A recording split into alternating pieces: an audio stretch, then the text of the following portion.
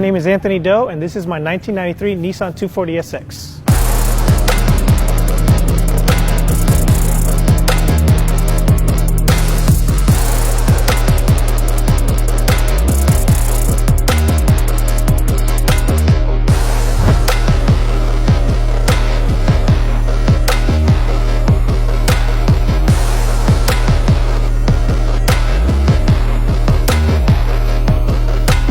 So on the front here we have an S15 kit mixed with the Rocket Bunny, and then the rest of the car is the 380 180SX Aero kit from Rocket Bunny as well. The reason I decided to go with the S15 front end is because everybody seems to do the generic S13 front end on the 180SX to make it to SIL 80. So I just wanted to be a little bit different. I went ahead and went with the S15 front end, and to make it even a bit more different, I went ahead and mix and match two different Rocket Bunny kits. Did you have to buy two kits for that? I had to buy two separate kits for that. They would not separate it for me. Wow. So, yeah. Crazy, okay. And what kind of work do you need to do to swap that front end? So they actually sell S13.5 bolt-on fenders. First one I said, I think they were Origins. The front end didn't quite line up. Like right about here, the headlight just didn't match up with the fender too well. So I went ahead and bought a different set. The headlights fit fine, but then the doors didn't fit. So then eventually I just went ahead and said, I'm going to import some S15 fenders from Japan, waited for those to come in, took the front half of the S15, cut off the back half, and welded on my S13 to get the perfect fit. Wow, intense. Okay. Now what's up with the tub work?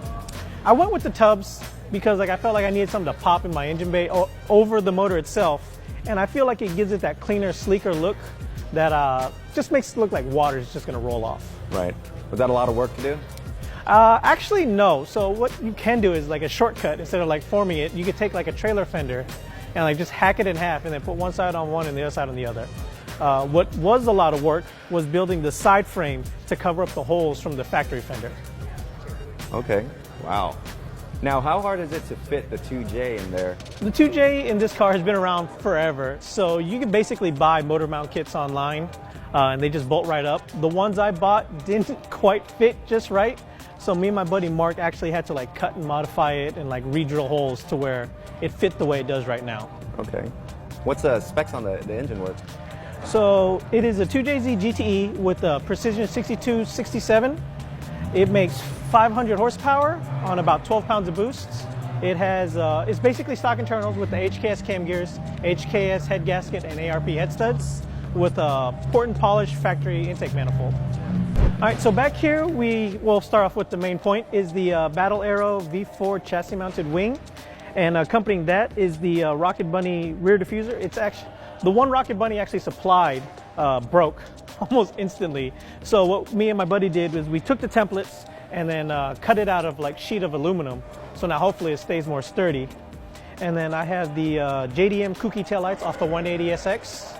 The stance is from D2 coilovers with the Vera air management. It is bags.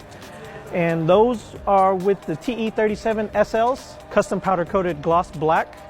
And then I have 6-pot Brembos in the front, and wrapped on these wheels are the Toyo R888Rs. So the airbags, was that your first choice, or that's kind of like a necessity for where you live? I actually, I was static at first. I had D2 coilovers, and to get the gap where I wanted to be, I couldn't drive around basically. Like I was hitting everything. I actually destroyed the front splitter as well, and we had to recut that out of aluminum.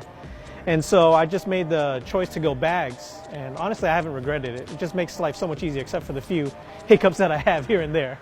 So for the interior, I went with a full custom suede interior from the dash to the seats to the A-pillars. And then with that is the paint match Cusco 6-point cage.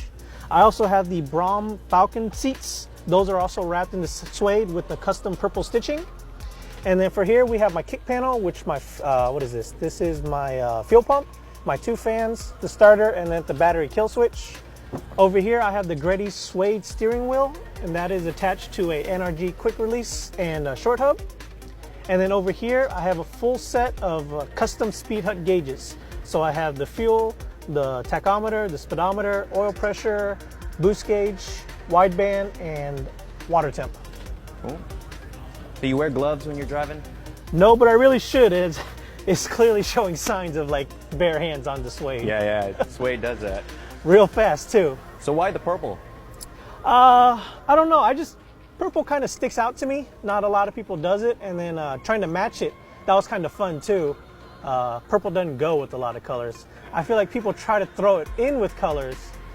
In my opinion, they don't go. Okay. What color is this car? This car is Avalanche Gray off the Ford Raptor.